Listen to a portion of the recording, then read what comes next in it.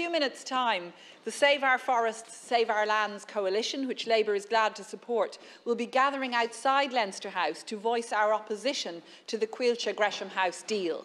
And it's a deal which we believe is wrong on many levels. And indeed, I've already in this House voiced my grave concerns about it, as have my colleagues, Deputies Kelly and Sherlock, because fundamentally, it will be an arrangement which will facilitate the handing over of millions of euros of public money into the wallets of private investors and vulture funds. And we're gravely concerned about that.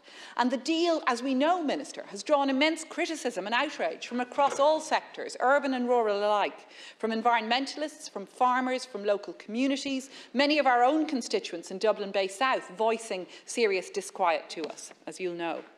And indeed, even deputies on government benches making clear their opposition to the partnership between Coillte and Gresham House. So it begs the question, what is the government policy on forestry in Ireland?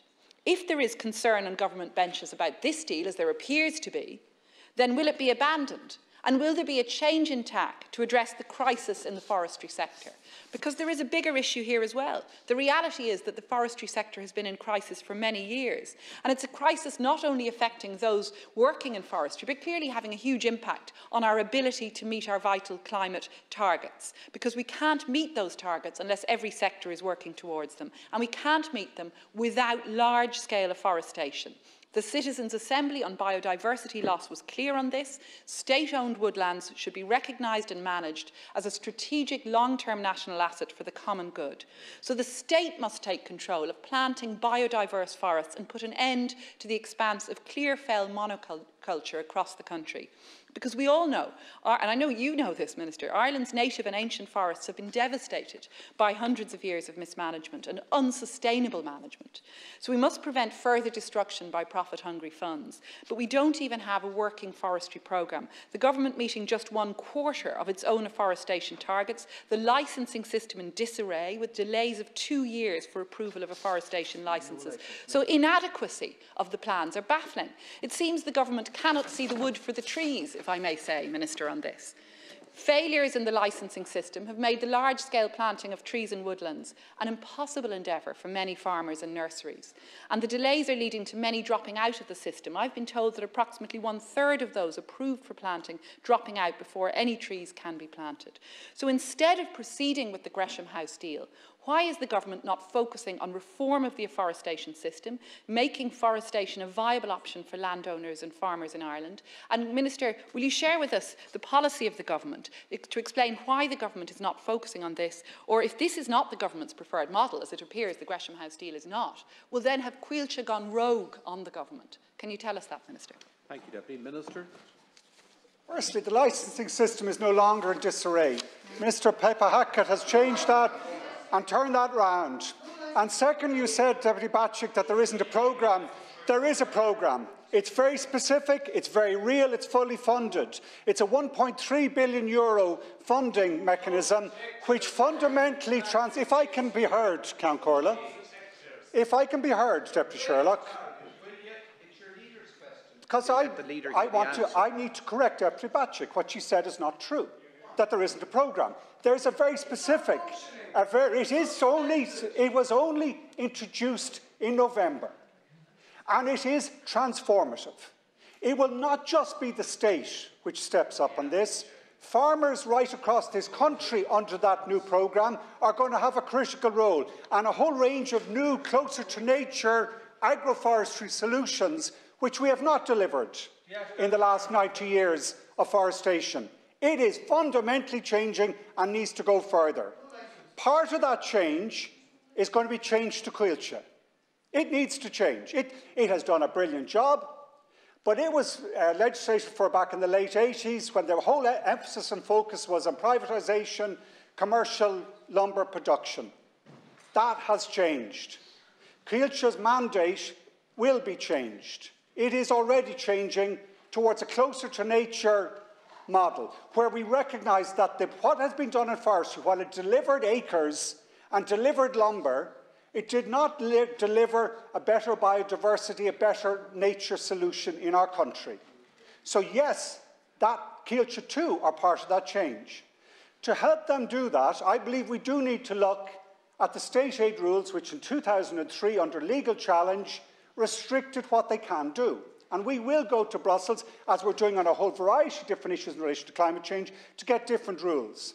Also, though, to get them involved in afforestation, in public lands and in other lands, which are not under the likes of this deal that we've done with the private sector. That private investment in forestry is taking place anyway. The Coillte deal will at least allow that there is open forest. But in my mind, that is not the main solution. That cannot be, because the scale of change which will be highlighted in the land use review that this government is introducing, which will be the defining indication as to what type of forestry where. It's not just about the numbers of the acres. It's about how we restore nature and tackle the biodiversity as well as the climate crisis, which clear fell monoculture systems do not do. We will need some timber for lumber production, for use in buildings and so on. It's not that we say absolutely none, but in my mind, the centre part of our new forestation system is where the state and farmers and private developers, but primarily the state and farmers, are going to be involved in delivering new, more natural, more resilient forests. Time is up. And that's what we're going to deliver. Is, and you've admitted it yourself, yes, there's a forestry programme, a strategy, but it's not operational. It's not having any impact. That's the key problem. And therefore, we are hearing from those involved in forestry, those involved in nurseries, farmers, environmentalists, that it's simply not operational. Minister Hackett told the Seanad earlier this week the state aid application has not yet been submitted. You've said it yourself. You plan to go to Brussels, but you haven't gone yet. So once again, the government is very heavy on ambition, on setting targets, but very light on delivery, on actual outcomes. And it's outcomes that we need to see here. And the Gresham House deal will not deliver the necessary outcome. And it's not just us in opposition making these critiques. In a leaked document the Irish Examiner reports on today, the European Commission has criticised Ireland's forestry policy in a scathing letter, highlighting particular concerns around planting on peatlands and the impact on birds. So the Commission has been critical of this. The state aid application, which is the bedrock of the government's proposed change in forestry policy, this has not even yet been submitted. Thank you, Deputy. So, time is up.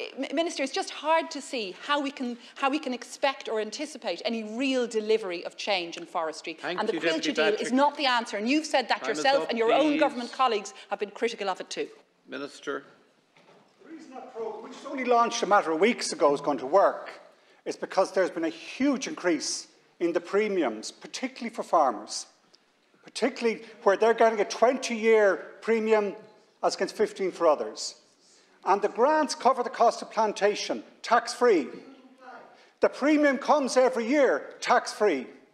The sale of the lumber at the end of that goes to the landowner tax-free. That's going to lead to a massive, massive expansion. We need... Deputy, now, please stop it's happening because anyone would be you want your head examined, not to start investing in forestry under the programme that's been put in place. The truth is that the land use plan, from my perspective as Climate Minister, is going to show that not just that we're going to need 8,000 hectares per annum, but actually a multiple of that. And the critical question, go back to this, quality not just quantity, is where? Because we made a mistake in the first stage of our evolution of forestry under the state, that it was up on the marginal lands on peaty soils in uplands areas where we drained the soils and released carbon. It's now going to have to come down, and it's going to have to be integrated, in my mind, many farmers planting where they continue farming, but also have a forestry stream within the farm. Minister, thank you. You're over time. This is happening. It was launched literally weeks ago. And mark my words, because it's so generous in the change premiums, it is going to take off, as well as Coillte being involved in afforestation, as well as other private operators being involved as well. This Gresham deal is not the future of Irish forestry. It cannot be. The future has to be more diverse, better for water quality, better for nature, as well as providing time allocation, please.